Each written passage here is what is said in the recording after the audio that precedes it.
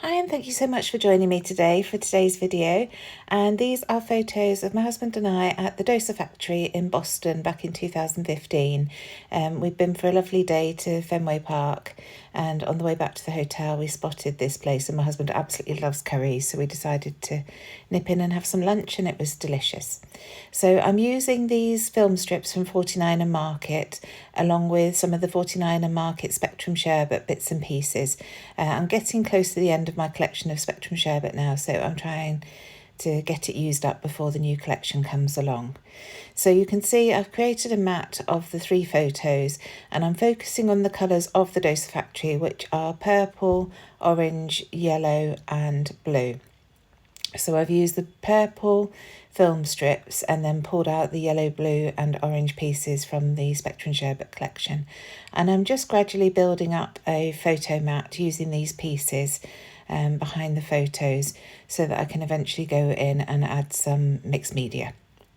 So just taking my time, adding bits and pieces. That circle, it said best day ever, and that phrase just frustrates me, because how many best days ever do we have?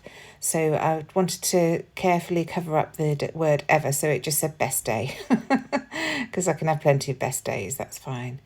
So continuing to layer up and build things around the photos and just add clusters. And then once I've sorted where everything's going, I shall go in with my wet glue that you can see to the left hand side there and glue these all to the photos before, as I said, adding the mixed media. And I've got Wilted Violet Distress Oxide mist that I'm going to use for that. I tend to use the pads now, but the mists are very, very easy to use and handy to have on occasion. So just adding the last few bits. You can see I've as I say, I had a little play before I came on camera just to see what sort of things I would need and what works. So just messing about and adding those all in. And then I can go in and glue down. And these tickets, quite often you'll see me turning them over. I love the tone of colour on the reverse of them. So if I feel that it's not quite right on one side, I'll flip it over and just use it as a blank ticket. When it's tucked in like that one and you can barely see it anyway, it's just adding a different colour to the layout. So carefully gluing things to each other and then to the photos.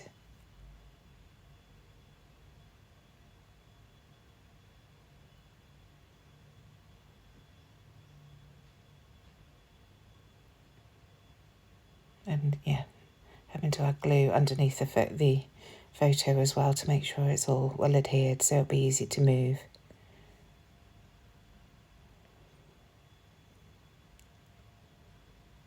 And that's another one of those lovely tickets from the 49er Market ticket rolls. They're quite expensive, and you get an awful lot on them. So if you have a friend who scrapbooks, I would highly recommend buying a set and splitting it with them, or a couple of friends even, and then you can get more colours. So just checking everything's stuck before I move it.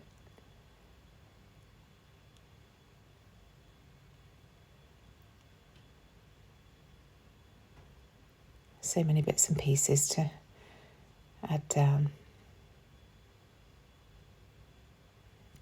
So I'm really enjoying getting our album from Boston scrapped. I've been focusing on those photos a little bit again to see if I can get it done. It's surprising how quickly it builds up if you just do a layout here and there.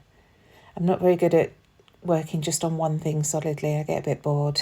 So you'll see I jump from collection to collection and from year to year on my photos. So many to catch up on. I don't think I'll ever catch up, so it's not an issue.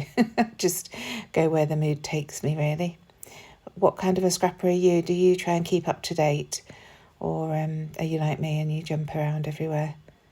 And I'd love to know whether you choose your photos that you want to scrap first, or whether the collection dictates which photos you're going to scrap. I try and find a photo that I want to scrap and then choose the collection to go with that. But I know some people will choose a collection that they really want to use and then find a photo that matches. Let me know in the comments down below. I'd love to know. It's really interesting finding out how different people scrap and what motivates them. So just adding some pencil marks here so that I can lay this down again easily afterwards and know exactly where to put my mixed media. And then I'm going to come in with that wilted violet. So just moving that photo mat to one side, checking that I can see the pencil marks, and then here we go. So just using one of my stamping blocks to get some of that wilted violet down and watering it down because it's ever so intense. And then just putting it around. I wanted to create a bit of a journaling block at the bottom here underneath that circle. But then I decided that I actually wanted to add the ink all around the page. So just going in with some water to, again, water it down, but also to smear it around the page a little bit. I love the way that when you spray the water directly onto the ink, it sort of draws it out nicely and you get different effects.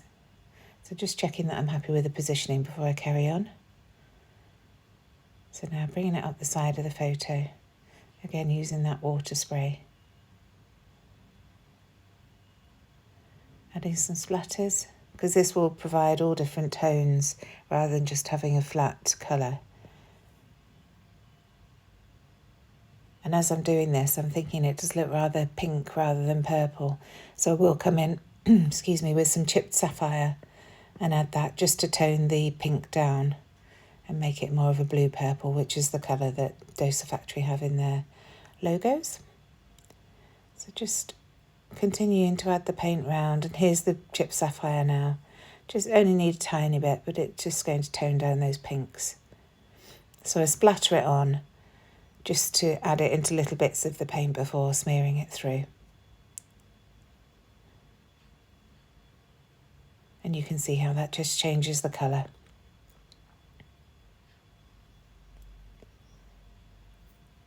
Now I decide I want some down the right hand side, just to cover up where that film strip dye is, so it's not white showing through. So just dotting a tiny bit directly from the tube of the spray bottle and then watering that down and smearing it down the side.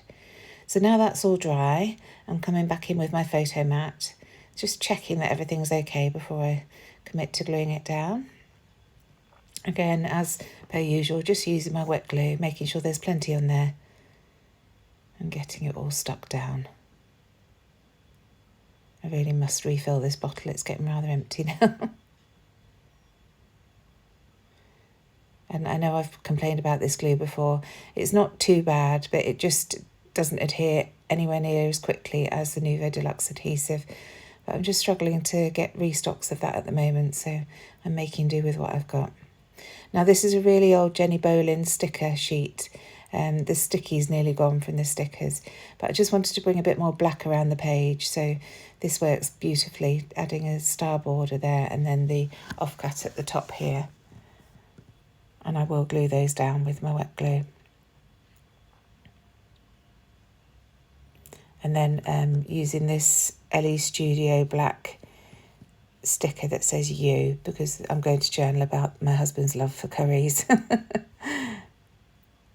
So just, again, it's another black thing, just bringing that black more into the layout. So now going in with my journaling at the bottom. I won't bore you with watching that. But I love how that purple provides a nice matte for the journaling, so it's not too obvious on the page. Now coming in with my date stamp and just stamping that a few times around that journaling, just so that we've got the date there. And then I'm going to come in with my black gel pen and just add some doodling, just some doodled crosses. Again, just to bring that black up and around the page.